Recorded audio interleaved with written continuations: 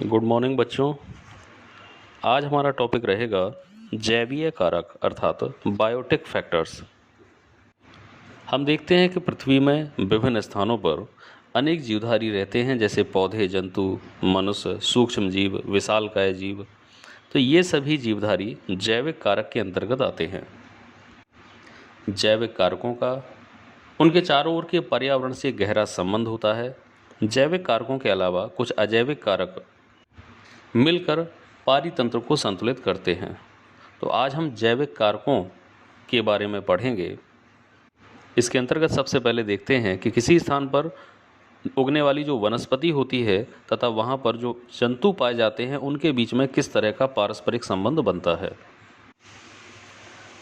बहुत सारे जंतु घास को चरते हैं या खेतों में चले जाते हैं, वहाँ पर लगी हुई फसल को चर लेते हैं, जिससे पौधों को नुकसान होता है। शाकाहारी जंतु पौधों को खाते हैं, जिससे उन्हें सीधे ही हानि पहुँचती है। खाने के अतिरिक्त कुछ जंतु ऐसे भी होते हैं जो पौधों को कुचलकर तोड़ देते हैं, और कुछ जंतु घोंसले बनाने के लिए, जैसे पक्षी को ही ले लें, अपने घोंसले बनाने के लिए पौधों के विभिन्न भागों का उपयोग करते हैं। तितली, भौरों आदि के द्वारा कुछ पौधों में परागण क्रिया संपन्न कराई जाती है। जंतुओं के द्वारा विभिन्न पौधों के फलों और बीजों को एक स्थान से दूसरे स्थान तक पहुंचाया जाता है।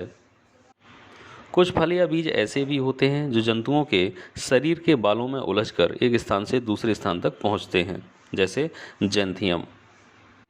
इसी के संदर्भ में अब हम बात करते हैं कीटभक्षी पौधों की, अर्थात इंसेक्टिवोरस प्लांट।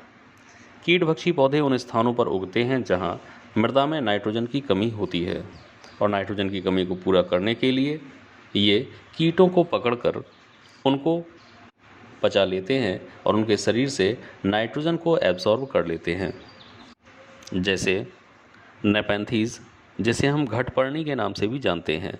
इसकी रचना एक घड़े के समान दिखाई देती है।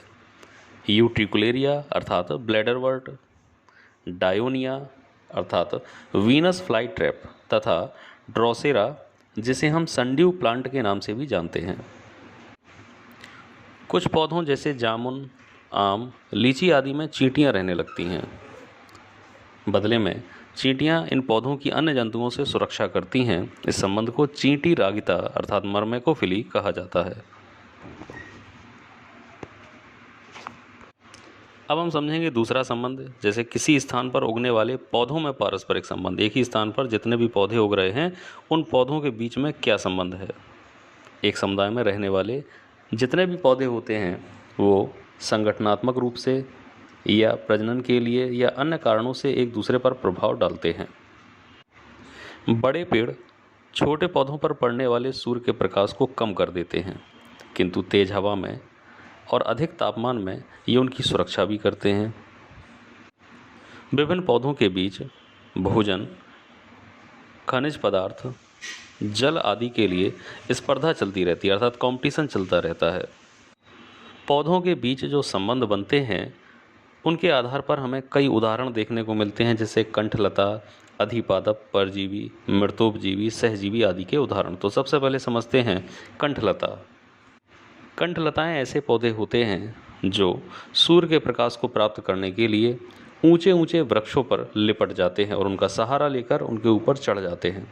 जब ये पौधे की चोटी पर पहुंचते हैं तो वहां से ये सूर्य का प्रकाश लेकर अपना भोजन बना लेते हैं। इन्हें कंठलताएं कहा जाता है।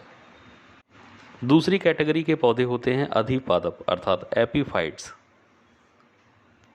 इसका सबसे अच्छा उदाहरण होगा ऑर्किड। ऑर्किड अन्य पौधों के तनों पर उगता है और इनका पृथ्वी से कोई संबंध नहीं होता है, अर्थात ये भूमि से जल नहीं लेते हैं। इनकी जड़ें हवा में लटकती रहती हैं।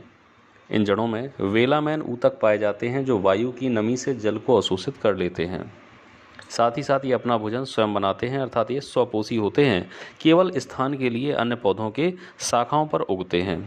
तो ऐसे सभी पौधे अधिपादप या एपीफाइट्स कहलाते हैं।